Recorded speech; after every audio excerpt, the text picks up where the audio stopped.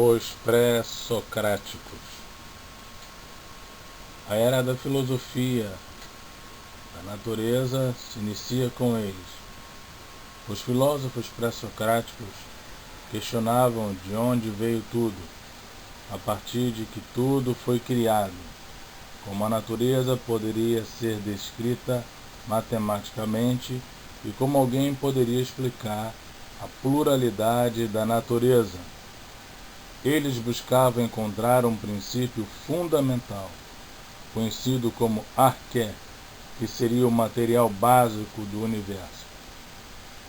Como tudo no universo muda ou não permanece no mesmo exato estado, os filósofos pré-socráticos determinaram que deviam existir princípios de mudança contidas no arqué. Mas afinal, o que significa pré-socrático? O termo pré-socrático quer dizer antes de Sócrates e foi popularizado em 1903 pelo estudioso alemão Hermann Diels. Na verdade, Sócrates foi contemporâneo dos filósofos pré-socráticos, e assim o termo não significa que os pré-socráticos viveram antes dele. Em vez disso, a expressão pré-socrático refere-se às diferenças na ideologia e nos princípios. Embora muitos filósofos pré-socráticos tenham produzido textos, nenhum foi preservado integralmente e a maior parte do que sabemos sobre eles baseia-se em fragmentos e nas citações posteriores de historiadores e filósofos, e, em geral, são tendenciosas. Citaremos alguns pré-socráticos. O primeiro deles é Tales de Mileto, um dos filósofos pré-socráticos mais importantes. Tales, de 624 a.C. a 546, proclamava que a arqué, ou o elemento original, era a água. O mundo foi criado pela água. Ele determinou que a água podia passar por mudanças como a evaporação e a condensação, e dessa forma tornava-se gasosa ou sólida.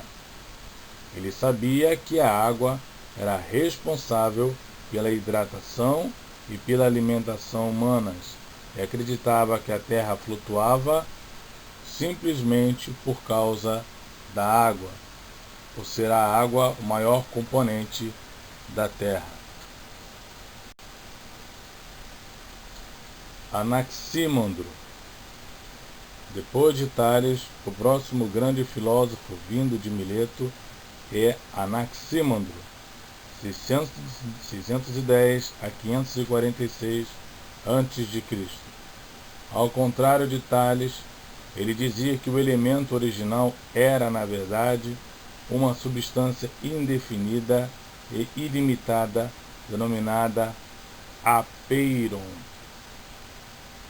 Era a partir disso que os opostos, como o seco e o molhado, e o frio e o quente, separavam-se um do outro.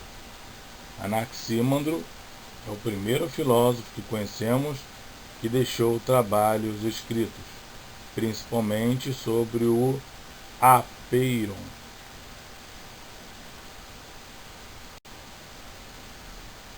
A seguir, temos Anaxímenes. Anaxímenes, o último grande filósofo pré-socrático da escola de Mileto, foi de 585 a 528 a.C. Ele acreditava que o único elemento era o ar. De acordo com Anaxímenes, o ar está em toda parte e tem a capacidade de passar por processos e transformar-se em outra coisa, como água, nuvens, vento, fogo e até mesmo a terra. Logo, o ar deu forma ao planeta.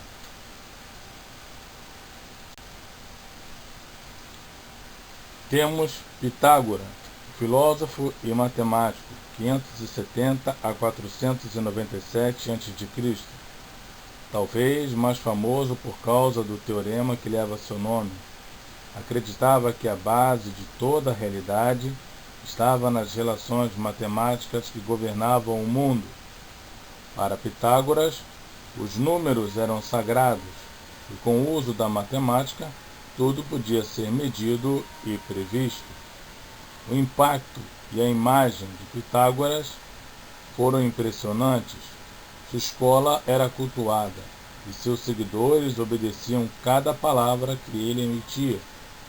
Até mesmo algumas regras estranhas que cobriam todas as áreas, desde o que comer e o que não comer, como se vestir e até mesmo como urinar. Pitágoras filosofou em muitos campos e seus alunos acreditavam que seus ensinamentos eram profecia dos deuses, ou seja, ideias divinas. Xenófanes de Colofon. Xenófanes, 570 a 475 a.C., é conhecido por sua crítica à religião e à mitologia. Particularmente, ele atacava a ideia de que os deuses eram antropomórficos, ou seja, assumiam uma forma humana. Xenófanes acreditava que havia um só Deus e que, embora não pudesse se mover fisicamente, tinha a habilidade de ouvir, ver, pensar e controlar o mundo com os seus pensamentos. Parmênides de Eleia. Parmênides, 510 a 440 a.C., acreditava que a realidade não tinha nada a ver com o mundo vivenciado por alguém e que somente pela razão, não pelos sentidos, era possível chegar à verdade.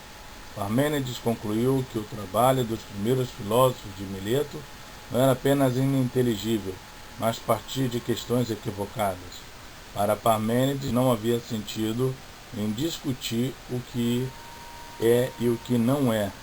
Para ele, o único ponto inteligível a debater e a única verdade é o que é, logo o que existe. Parmênides teve um impacto inacreditável sobre Platão e toda a filosofia ocidental. O trabalho dele tornou a escola de Eleia o primeiro movimento a utilizar a razão pura como o único critério para encontrar a verdade. Zenão de Eleia. Zenão de Eleia, 490 a 430 a.C., foi o aluno mais famoso de Parmênides e possivelmente seu amante, o que dedicou seu tempo à criação de argumentos, conhecido como paradoxos, para defender as ideias de seu mestre. O mais relevante paradoxo de Zenão, o do movimento, ele tenta demonstrar que o pluralismo ontológico, a ideia de que muitas coisas existem por oposição a outra, pode realmente levar à conclusão absurda. Parmênides e Zenão acreditavam que a realidade existia como um todo único e que as noções de pluralidade e movimento não passavam de ilusões, embora o trabalho de Zenão tenha sido refutado mais tarde. Seus paradoxos ainda levantavam questões importantes, desafios que servem de inspiração para filósofos físicos e matemáticos. Melisso de Samos. Melisso de Samos, que viveu por volta de 440 a.C., foi o último filósofo da escola eleática. Ele deu continuidade às ideias de Parmênides e Zenão. Melisso de Samos distinguiu ser e parecer. Quando algo é X, de acordo com Melisso de Samos, tem sempre que ser X e nunca não ser X. Dessa forma, segundo esta noção, quando algo é frio, nunca pode deixar de ser frio. Como, porém, não é esse o caso, e as propriedades não se mantêm indefinidamente em nada, exceto na realidade de Parmênides, que é uma coisa contínua e imutável. É, na verdade, em vez disso, tudo parece.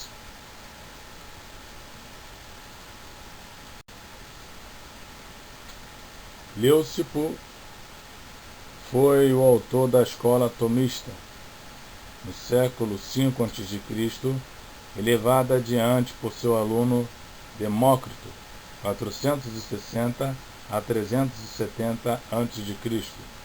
Propunha que todo objeto físico é feito por átomos e vácuo, espaço vazio em que os átomos se movem, que se organizavam em diferentes formas. Essa ideia não está muito distante do conceito de átomo atual. Essa escola acreditava que os átomos eram partículas extremamente pequenas, tão diminutas que não podiam ser cortadas ao meio, com diferentes tamanhos, formas, movimentos, arranjos e posições, e que, quando colocados juntos, criavam tudo o que está no mundo visível. Essas foram as teorias dos filósofos pré-socráticos, a filosofia pré-socrática.